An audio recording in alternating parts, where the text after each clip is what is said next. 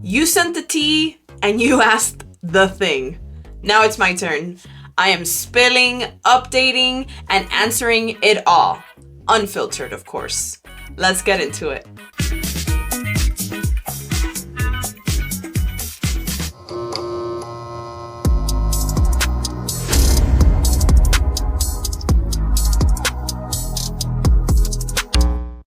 Hey everybody, welcome to episode 10 of Life Vetted.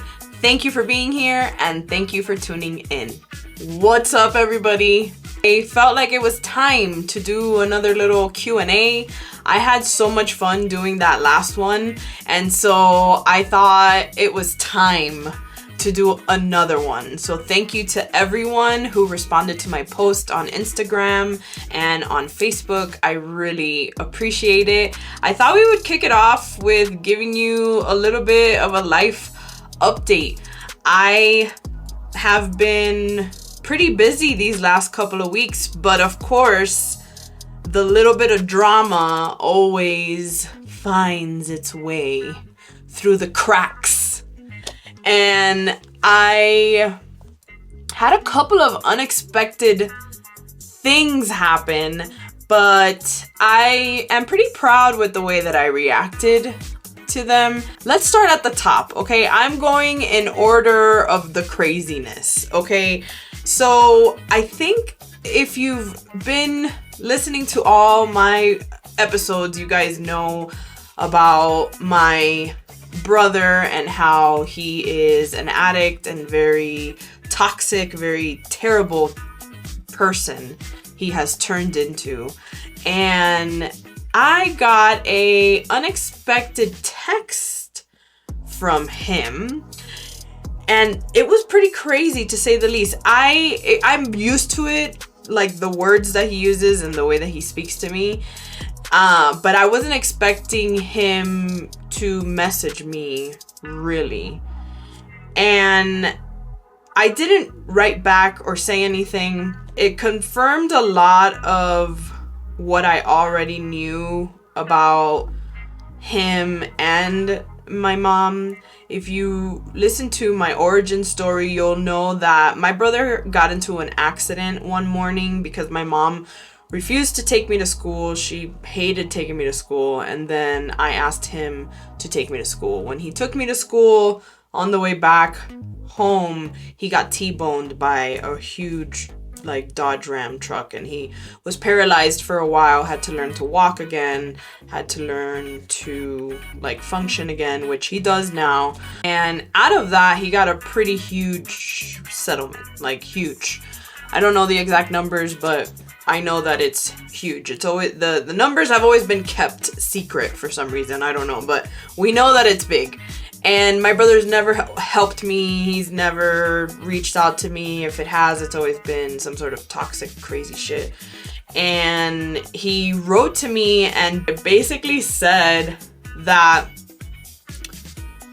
I'm an evil cunt, was the word that he used. And that he should have dropped me on my head when I was a kid. He also said that I'm the reason why he's paralyzed, or got paralyzed, past tense. So I dealt with that just a couple of weeks ago. I like I said, I wasn't surprised when I got it. He's said probably worse things than that to me, but it just confirmed what I already know, that he does blame me for his accident, and my mom would defend that as well. If I showed her that message, she would be like, well, you never call him to see how he's doing, or something like that. Or she'll say oh, well, when he was in his accident, you never visited him in the hospital. I was 16 years old and I was afraid of him my whole life. Why?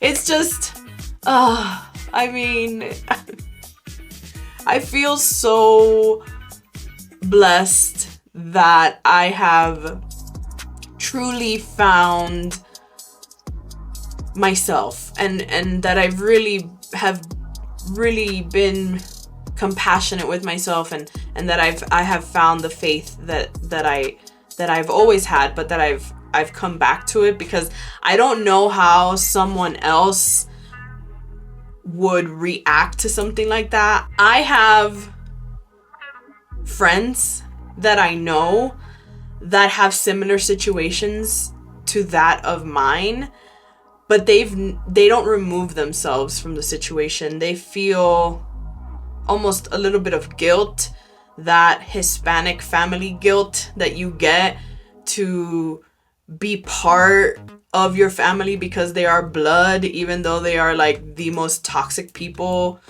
like in the world or whatever. It doesn't matter, you know. So I just feel lucky that I see things differently and I don't let those things affect me. That message was, I wasn't in shock, but I was like, okay, all right, well, there we go again. Like, just another confirmation of the fact that I cannot expect my family, my blood family, to ever have any support for me or any kind of change to take effect. I have literally been the one that has changed. Nobody in my family has changed, and I am the generational curse breaker. I am the one that has found her way out of that mess, and I can't expect anyone else to have that profound knowledge. It was me. It was all me. And I'm okay with that. But it just confirms that. Like, seeing that text message, seeing what he said, you know, saying that I'm like the devil's seed. I think he used the word. It's not funny. I laugh because part of me can't believe that these are people that are related to me by blood. And when I giggle or when I laugh, it's almost like, dude, this little girl, like me as a little girl, had to deal with all that. She's the one who had to like live through all that. And I just, God, I love her, and I love her, and I feel so bad for her at the same time, because she didn't deserve any of that shit, right? Like, it's awful. And then it's so funny because, like, maybe like after I got that text message, I don't know, like a few days after that, guess who calls me? Guess who calls me from their mother's landline? Okay? I'm gonna give you guys a second. Have you guessed it yet? No? Okay, if you guessed my ex-fiance, then you got it right.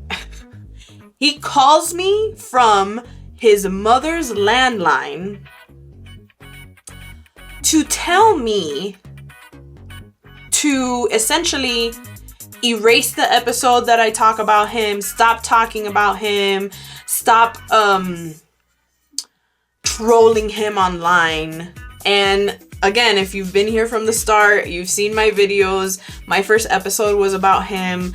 I have been through a lot in the last, almost 5 years of my life. It all kind of started with that situation.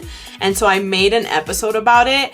And after two or three episodes, I think it was the third episode, I get a comment on my YouTube from an account I don't recognize.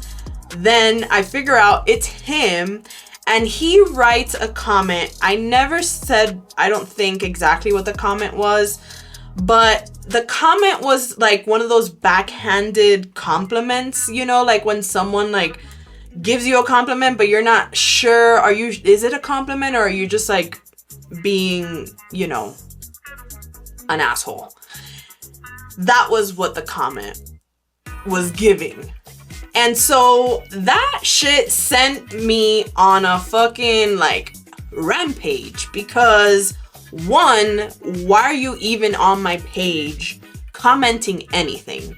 If I had moved on when I say move on, I mean like if I was already in a different relationship like he is and I saw something that my ex was doing or whatever and I was happy in my current relationship and like fulfilled in my current relationships as he claims he is, dude, I would like swipe, keep going. Like I wouldn't write or make a comment, especially not like a backhanded compliment. Like I would just go about my life and keep going, you know? And so when I saw that message, I went off because I have this thing inside of me that I'm still working on, which is authenticity. I spent a really long time of my life not being authentic. I spent a long time faking the funk, like really.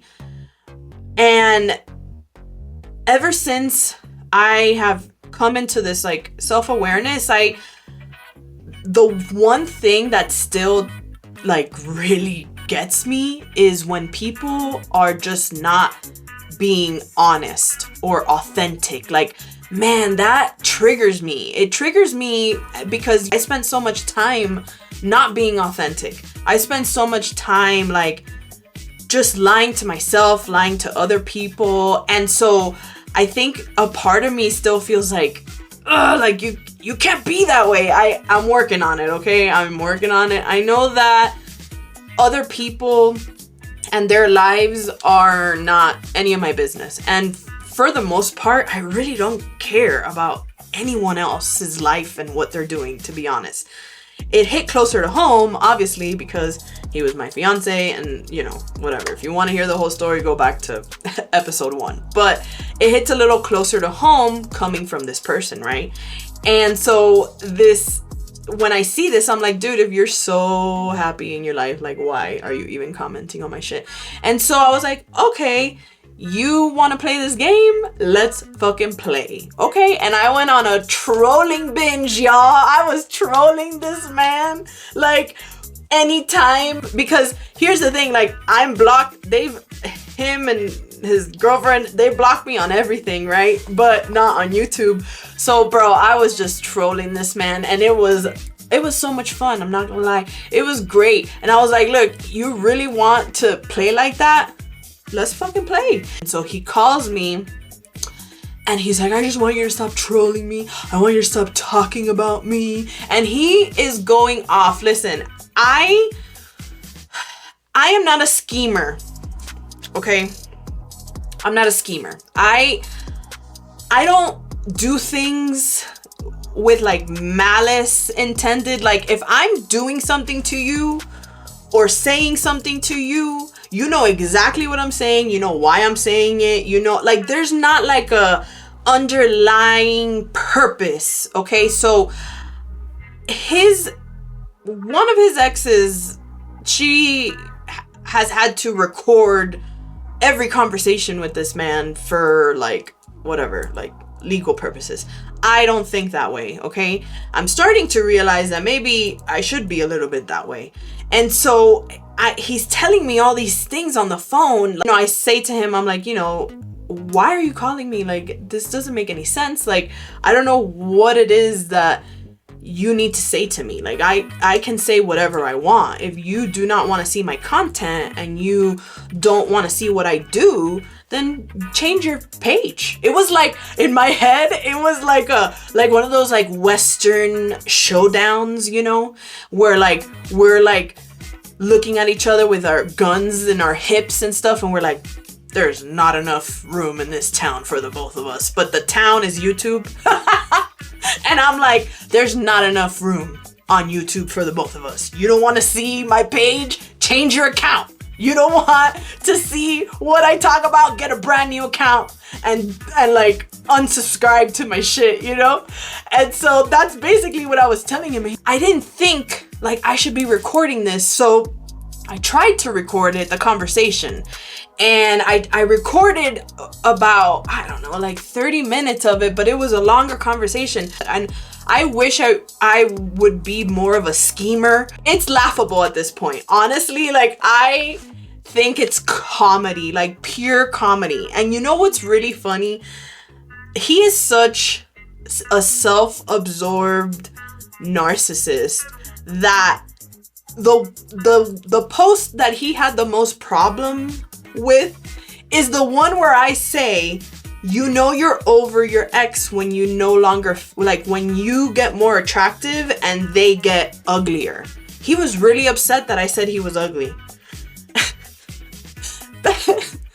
Oh my God. He got really mad that I called him ugly because I've never called him ugly before. Well, when he was with me, he was fine. He looks like a hobo now. Like, he looks so bad. And energy does not lie. Like, it does not lie. To all the men out there, you are a reflection of the woman that you have next to you, my guy. And I promise you that people can tell. Like, people can tell. And energy does not lie. That man looks awful. Okay? Awful now. When he was with me, he looked, bro. He was fine. Really fine. I'm telling you, I had that man at his peak. And then it was just downhill from there. And that's what pissed him off the most, that I called him ugly. I couldn't hold in my laughter. I was like, that's really what makes you the most upset? He's like, yeah, it hurts my feelings. Dude, I have never laughed so hard in my fucking life. And that's how you know that you're over someone, that, like, you look at them and you're just like, oh, what? Like, that is literally how I feel about this man. It is a joke. He is a joke. His whole life is a joke. Everything about him is a joke. And yeah, I have blown up. And he, my friends, this man looks like he sleeps in a homeless shelter like 3 or 4 times a week. He looks like a panhandler. Okay? So, I mean, listen, when it rains, it pours. I get that text from my brother, and literally like a few days later, I get that phone call. And again, it's just like another synchronicity, another sign, just the universe saying, like, this is where you were, like, you're no longer there. And I was gonna like post the recording, and I was gonna talk about like my brother's text more in depth, but you know, after a few days, like, I just realized, like, I'm like, man, I am so 100% over like all of that. I feel safe in my life. I feel like the universe has my back. Like, I feel so above like all that bullshit. Like the bullshit with like my family, the bullshit with my ex-fiance, like all this like low level, like low energy bullshit. Like, I feel like I'm above that, or risen above all of that. So I just wanted to come on here and give you guys an update about my life, but I had to throw those in there because, come on, that's like tea, okay? That's like entertaining shit, okay? So I was like, you know what? I'm just gonna let them know. I'm not gonna go all crazy, but I had to like let you guys know. Like, things happen in your life, and even just yesterday, I had a situation where I was super upset about something, but the universe had a way of like nudging me and saying, hey, don't focus over here, focus over here. In the precise moment that I was feeling myself going to that like lower energy vibe, I received a message from one of my listeners, and they sent me a message with a question that I will be answering in a little bit. And that completely changed my entire perspective. Like, they were so nice and kind, and like, they felt like this podcast had inspired them in some sort of way to be better. And it was almost like a sign from the universe, like saying, hey, forget about the bullshit that's happening over here on this side. Come over here. Look what's happening here. And that's exactly what it did to me. I was like in tears because I was so appreciative of that person and what they wrote. And I was so appreciative of like the universe and so thankful. I was like, thank you for keeping me like in check. And I am telling you that when you become, the more aware that you become of yourself in your body, in this present moment, the more you do that, the more you can hear the universe talking to you. The more you can hear source like whispering and saying, psst, psst, hey, this way, not that way.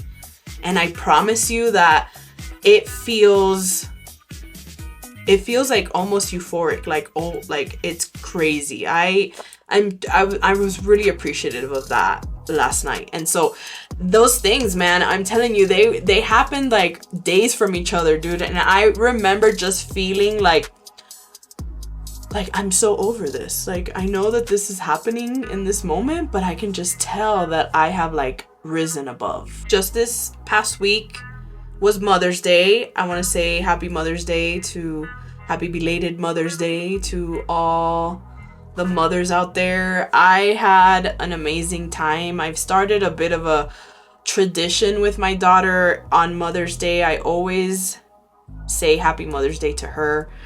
And I always tell her how Mother's Day is not so much about me, but about her, because if it wasn't for her, I wouldn't be a mom. And we had a really nice time. We went to the mall.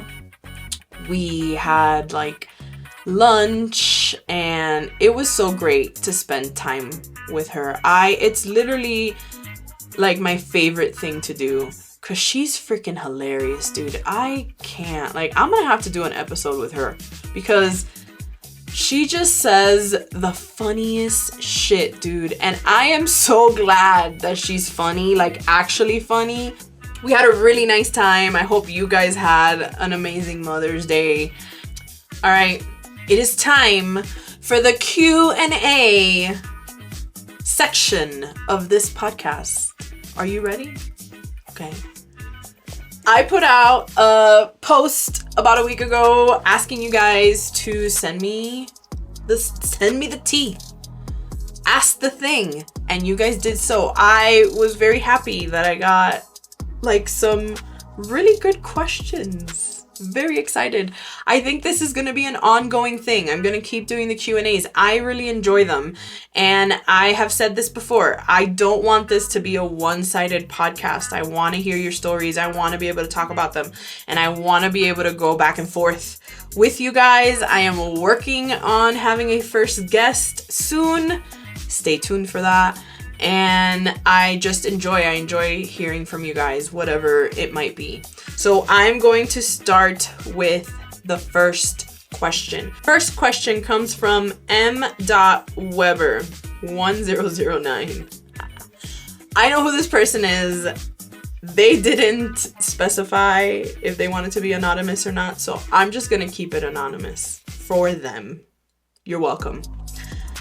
And they ask, when it comes to dating, do you have a type? What do you find attractive? Turn-offs and turn-ons. I do have a type. I don't date. Let's start there.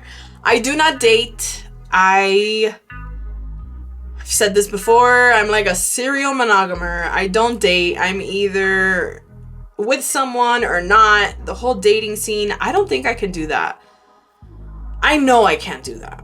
It's just too superficial for me. So I haven't dated, oh God, I don't know, ever, I think. Like legit dating, like, I don't know. I don't think I've ever dated. Anyway, so I unfortunately do have a type. When I lived in Miami, I knew what I always was attracted to, but in Miami, you know, it's a melting pot, and the type of guy that I like, physically anyway, doesn't really exist in Miami.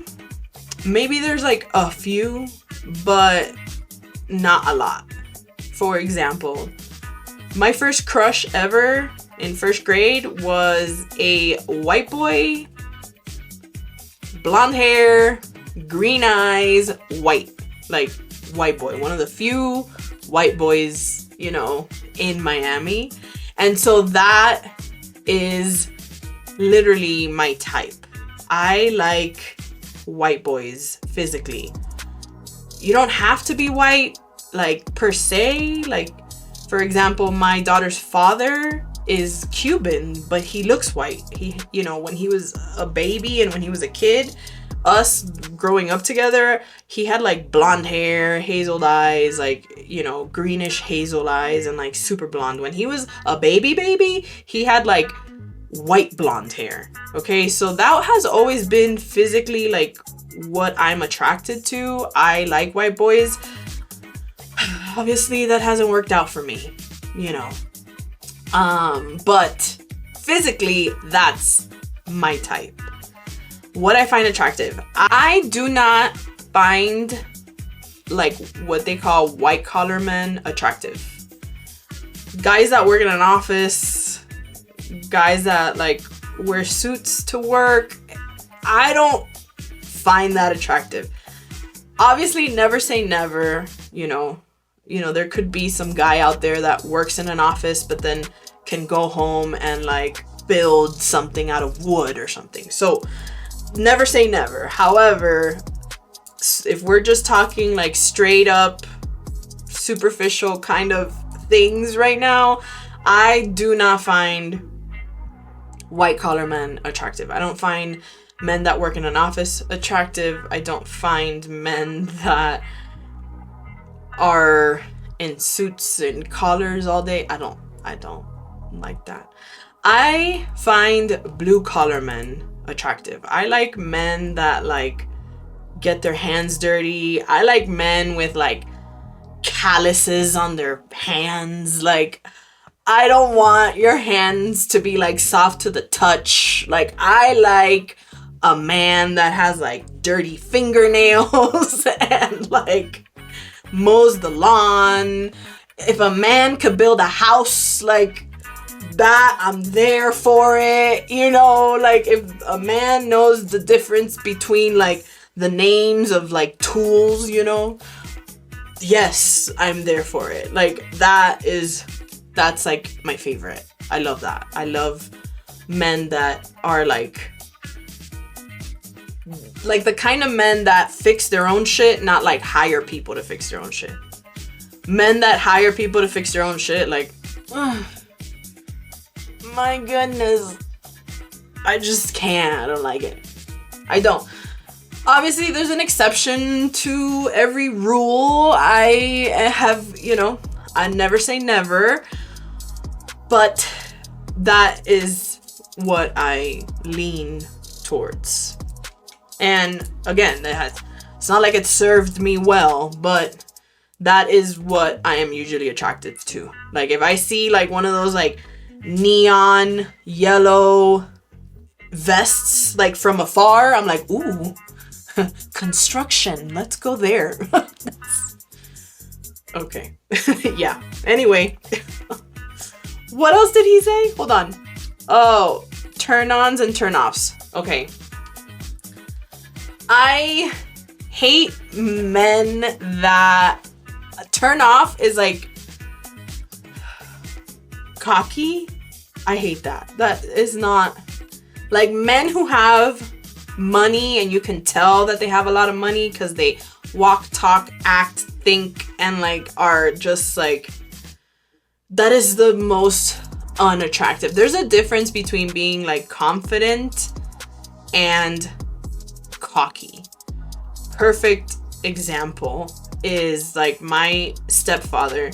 My stepfather is well off. He has had he's a general contractor, and he has had a glass and window company his whole life, and he builds homes from the ground up, and he has a beautiful house, and he has like 3 motorcycles. We had a boat when I was a kid. I mean, the guy is well off, but he never talked that way or acted that way. He was very down to earth and like super like humble, and like, yeah, he might be like playful and things like that, but he was never like cocky. There's a big difference. And cocky men, man, I wish I could just punch all of them in the face. And let me tell you that it's the ego part. It's just too much. And if you ever turn down one of those men, trust me that I know from experience, recent experience, if you ever turn down one of those white collar, cocky, money men, they will make your life a living hell because their ego cannot take it. And that is the biggest turnoff for me. I know there's an exception to every rule. I've definitely learned a lot from my past experiences.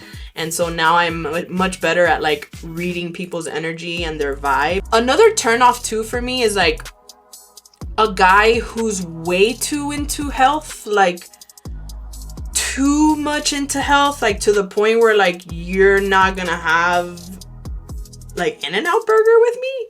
What? You're not gonna eat a double with me? And like animal style fries with me?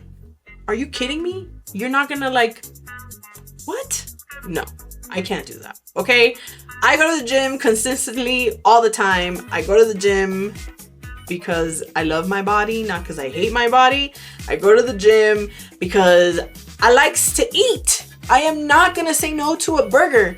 Like, seriously? So that's a big turn off for me. Like, someone who's like way too into health, I can't do it. Turn on would be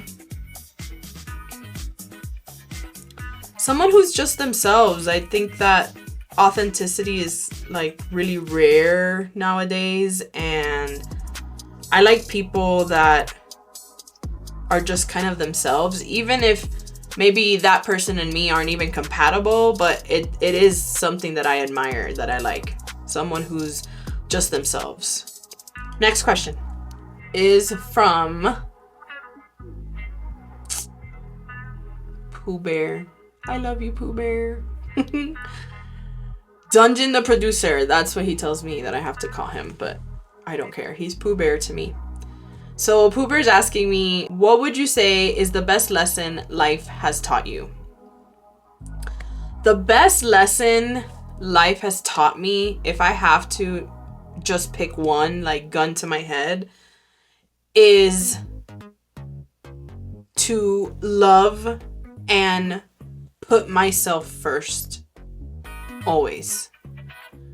A lot of people might say that's selfish. Some people think that it's selfish. However, everything good that I have come to realize has been through putting myself first and loving myself. Life has really taught me the hard way for a long time to love myself, forgive myself, think about myself, put myself first, be kind to myself, be graceful with myself, be more generous with myself. Every time I have gone through something and I have hit a brick wall and bad things have happened, every time at the root of all of those lessons, it has been to put myself first and care about myself first. And it's not like in a bad way. It's not like in a selfish way. Like, there's a balance to all of these things. There's a scale. And you have to stay in the middle. And so when I say love yourself first, be kind to yourself first, it doesn't mean like you're gonna go out there and like hate everyone and be awful to people, but it does mean that you have to fill your cup first. Get to know yourself first. Get to meeting yourself first. You know how many people out there are just living and they've never even really met themselves because they're conditioned to search for acceptance from others, whether it be friends, family, parents, anything, even like children, whatever, like their kids. It doesn't matter. Like, people out there, in my opinion, should spend as much time as possible alone. Because when you're alone, that's how you learn the most about yourself. And when you're alone, you don't have other energies around you that are bouncing off of you, and that your energy is bouncing off of them, and so you're receiving kind of like this influenced energy field. And when you're by yourself, you don't have that happening. And so my biggest lesson has been that I have had to learn time and time again to put myself first, to love myself, to care about myself. And I've learned it the hard way. Don't get me wrong. It's not easy. I haven't had like a nice, graceful time doing that, but that is the biggest lesson that life has taught me. And I think that is a big lesson for everyone. It's just that people don't want to do it. People don't like to be uncomfortable. People want to be with the crowd. People want to fit in. You know, life has just taught me like, hey, there's not really anybody. It's just you. It's you. And I've always come back to that. It always comes back to that. It's me. And so it's been really nice getting to know myself and creating this relationship that I have with myself, and coming to a point where I'm like, man, I kind of really like myself now. And that was a huge deal for me. And so everything good that has come into my life has been rooted from that, has been rooted from the love and affection and the care that I have put into myself. So I would say that's the biggest lesson that life has taught me. I have one final question. I saved the best for last because, as I was mentioning before, this message, I got it yesterday. And I got it as a DM. The first two questions, I got them like in an email. And this question, I got it in a DM on my Instagram. And I wasn't expecting it, but I'm so glad I got it because it really pulled me out of the kind of funk that I was in. And it reminded me why it is that I started this podcast. It reminded me why it is that I am so visible on social media now, why I've started this whole like content creation / podcast / I'm still, figuring out really what I'm doing, but I know that when I read this, I realized this is why I'm doing it. And so I'm going to read the whole message. The person did ask me to stay anonymous, so they will stay anonymous, but I want to read the message so that you guys understand how inspired I felt when I read this. It was really a reminder to keep going. It was really a sign from the universe to say, you can't stop. You have to keep going. You have to keep talking. You have to keep telling your stories. And this is why. So this person wrote to me and said, I am so loving and connecting to many aspects of this podcast. It has also encouraged me to refocus on my own healing, which has taken a back burner. Great job. My question for the week. Does your daughter ask about her extended family, and how do you explain why they may not be part of her life? Asking from a fellow girl mom who wants to raise an emotionally intelligent daughter and break generational trauma. Like you say all the time, I cannot fuck up being a mother. Ugh. I'm not gonna cry today because I already cried yesterday when I got this message, so I'm not gonna cry today. My makeup came out on point today, so I'm not gonna cry. But when I read this, it warmed my heart. Of course, I thanked her a bajillion times. I was so grateful to her for saying this, and I explained to her a few things, and I just went into some detail about why I started the podcast and how I had been silent for such a long time, and how I didn't want to do that anymore. And so honestly, her sending me that and saying these things to me made me feel so great.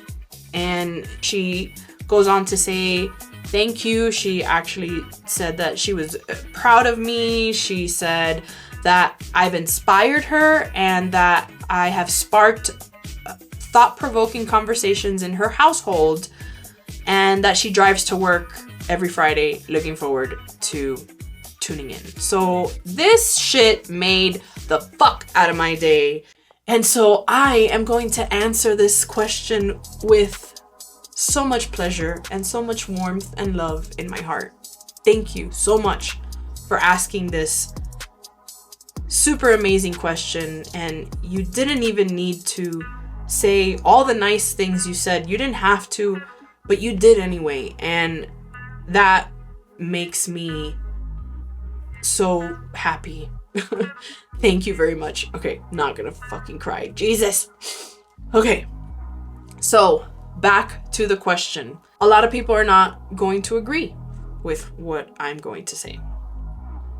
But I think that being honest with your children is the best way to be. Whenever I talk to my daughter is gonna be 11, so, you know, depending on how old your children are, you're gonna have to be different with your communication. Now, in my situation, my mother has been in my daughter's life from when she was little. My mother's relationship with my daughter has only recently changed in the last 2 years because of her own fault. The first thing that I would say is you have to create boundaries with these people. So it could be either like your mom, it could be, let's say, your dad, a cousin, an aunt, whoever. You gotta set boundaries with those people from the get. My mom slowly lost her privileges to my daughter because of her actions and the things that she says. Here's the thing, kids are really smart, okay? Kids might not be able to verbalize what they feel, but they feel everything. They are little balls of energy. And my daughter, at a younger age, she's 11 now, I don't remember exactly when she told me this, but she told me one day, she said, "Why does your mom treat you not so nice and she treats me very nice?" She said that. I think she was like 6 or 7. She was very young. She could see that she could feel that my energy was different when I hung out with my mom. And so my mom wanted to rebuild what she fucked up with my daughter. So in her eyes, she wants to be the best grandmother ever and have that relationship with my daughter, but not with me. And so, to make a long story short, that is not acceptable. You cannot love my daughter and not love me. That doesn't make any sense. You cannot be kind to her, but not kind to me. Because by not being kind to me, you are automatically not being kind to her. My daughter and me are connected, not just by DNA, but when you have that baby in your stomach, Everything that the mother feels, the child feels when they're in your stomach, but that does not stop when they're out of your stomach. So that is the most important thing to know, that your daughter feels everything that you feel. You will be connected until the day that you die. And so the number one thing, you have to set boundaries with those people if you haven't already. And you have to make sure that you're taking care of yourself first. I have to say that. I know that's not part of your question, but I have to say that because your child knows everything. Even though they're not able to vocalize it, they can feel it. They can feel it. That baby is you. Okay? And there's a special, very special connection with mothers and their kids that fathers will never understand or ever be able to have. So I just want to say that first. Make sure that you're pouring into yourself and loving yourself, and make sure that you're happy as much as you can be, because your kids will pick that up. Even if they don't understand it, energetically in their soul, they understand. Because how even would my 6-year-old or my 5, I don't remember how old she was, but how would she even know to say that to me? Like, I don't even, it's not like my mom was being overtly bad with me and good with her, but she had an energy that she felt and she knew something was off. So she told me that when she was very young. And she does not ask too much about her extended family, because I feel like her father and I have created an environment where she gets so much love and attention from us that she really doesn't really care too much about anyone else. She was never in daycare. I raised, me and him were her people since she was born. And I remember when I was little, I would much rather be with like my grandma than my mom. But like my daughter is not like that with either grandmas. She would much rather be with me or her dad than with her grandma, any of the grandmas. And don't come for me, but it should be that way. Your kids should want you and their father more than they want anyone else. And if you create that environment for them, they're going to grow up not needing anyone else and probably not ask about anyone else. So that's important too. Now, if you do come to the point where you have to explain to them what is going on, honesty is the best policy. I sat down with my daughter not too long ago and explained to her that the reason why she might not see me have a loving relationship with my mom or with my brother is because, and I tell her this all the time, just because your family is your family, it doesn't mean that they're allowed to treat you badly. I tell her that all the time. I said to her, you were in my belly for 9 months. I carried you in my belly. I fed you from my breast.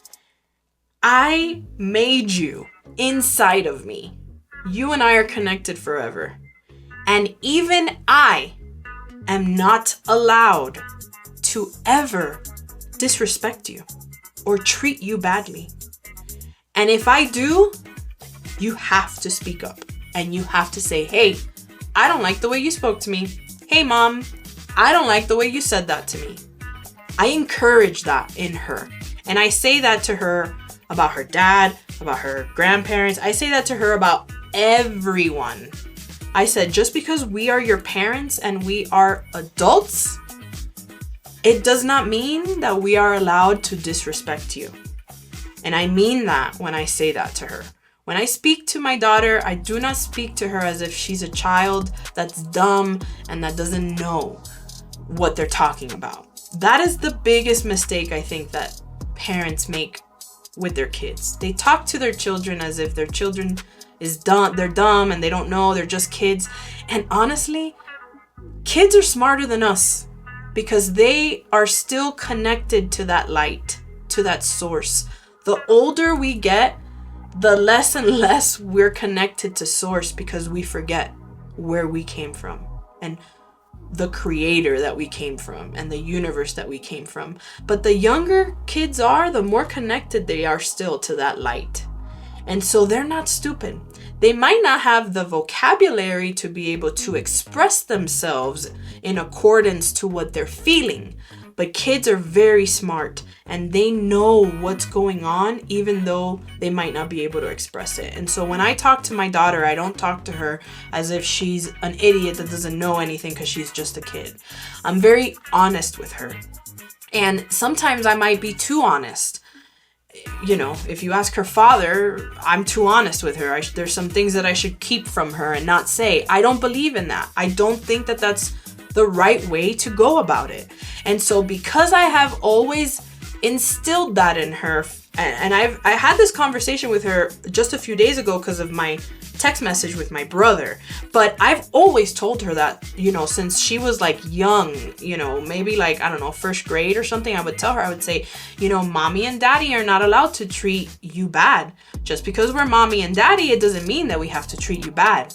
You don't treat anyone bad. No one has the right to treat you bad. Not even mommy and daddy. So I have kind of always told her that over the years. And I got this text message from my brother, right? And we sat down. She's older now. And I had a conversation with her.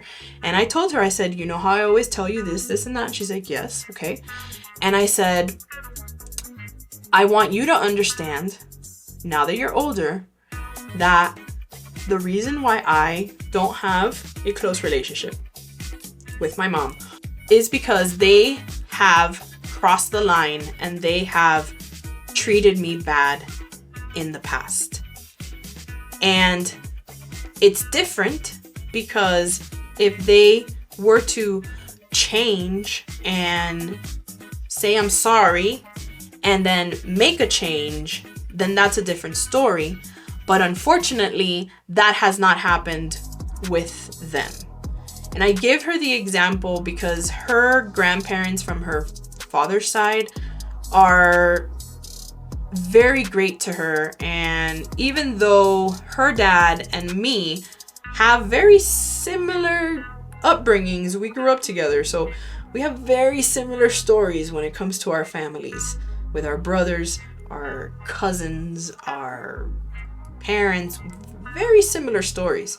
But his parents have changed over the years. The older they've gotten, the kinder and kind of more mellow they've gotten. So they have a different relationship with her, a good one, a positive one, you know, one that does not put me as the mother down. See, that's key. So that relationship, again, is a good relationship for my daughter to have because they respect me as the mother of my daughter, if that makes sense. Whereas my mom and my brother do not respect me as the mother of my daughter. And so, I mean, there was a point where it felt almost like my mom was trying to pin my daughter against me almost and like keep her for herself to a certain extent. And so I gave her that example. I said, you know, like your grandparents, they have changed. They have gotten older. They are different. They are more wiser and they've changed their ways. With my side of the family, that has not happened. And so because that has not happened, I choose to keep you and myself away from them because you do not need to be around people that are going to make you feel bad. And I don't need to be around people that are going to make me feel bad, even though they are my family. And so I'm very honest with my daughter. I do believe that there will come a time where she's old enough to understand certain things. And although I don't go into like too crazy of details, not yet anyway, I don't have a problem with telling my daughter absolutely everything when she's older, but I just tell her the very basic truths, which is you shouldn't let anyone treat you bad, not even if they're your mom. And if they treat you bad, you don't have to be around them. And I tell her all the time that the most important thing that she can do is love herself. She's gonna have people in her life that are gonna love her to death. Friends, boyfriends, whatever. Obviously me and her dad.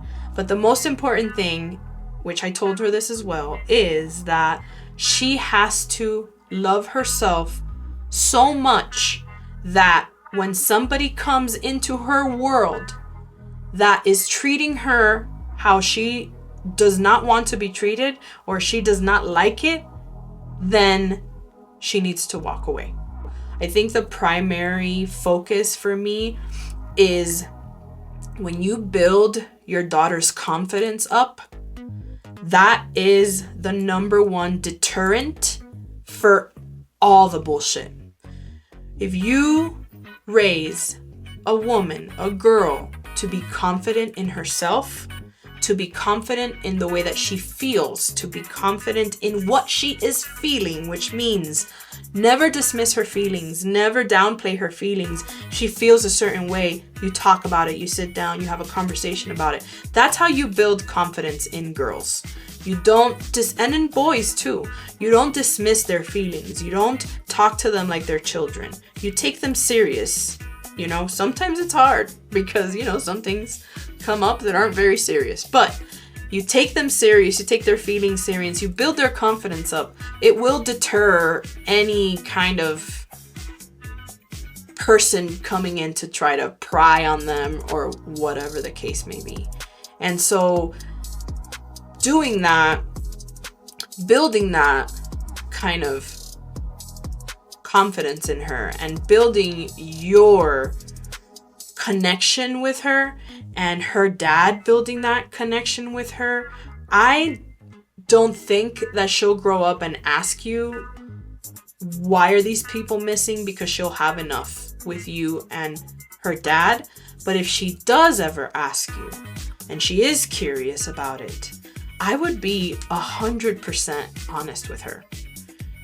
You don't have to go into the details of the situation, but I would be 100% honest with her. Why wouldn't a family member be involved in your children's life? I'm assuming is because they're either emotionally dangerous for you or your family or physically dangerous for you and your family. Having that person in your life is a danger to the unit of your family. You say, you know what, mommy? Just because some people are your family, it doesn't mean that they're allowed to be mean to you. And you say exactly what I said. I'm your mommy and I love you and you were in my belly and I grew you in my belly and I'm not allowed to be mean to you either. So if I'm not allowed to be mean to you and I'm your mom, no one is allowed to be mean to you. Not your friends, not your boyfriends, not extended family members, not your cousins, not anyone. That is exactly how I took care of that situation with my daughter. I would be honest with her 100%. And you have a long time to strengthen that bond with your daughter to the point where when you do have that conversation with her, she's gonna understand. She's not gonna ask you that many questions. She's gonna take what you say and run with it. She's gonna be like, yeah, that's what my mom said. That's what it is.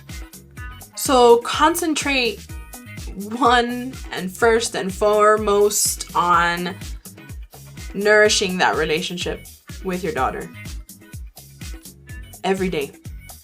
Nourishing it, creating it, strengthening it, so that if that conversation ever comes up, she will understand completely, she will trust you completely, and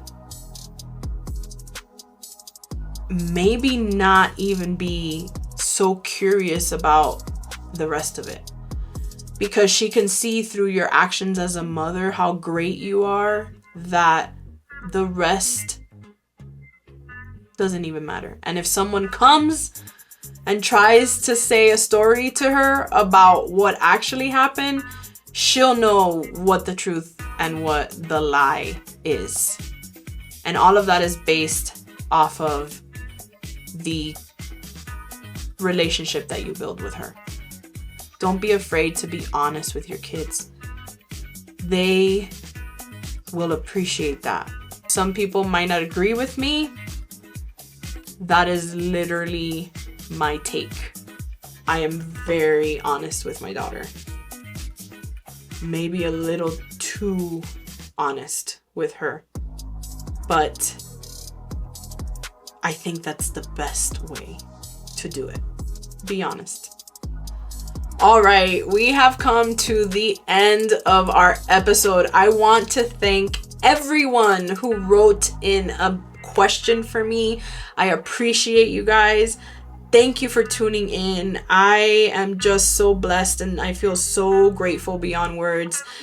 I am so happy that I am making some sort of a positive impact, and I hope to continue to do that. And like I always say, when the student is ready, the teacher will appear.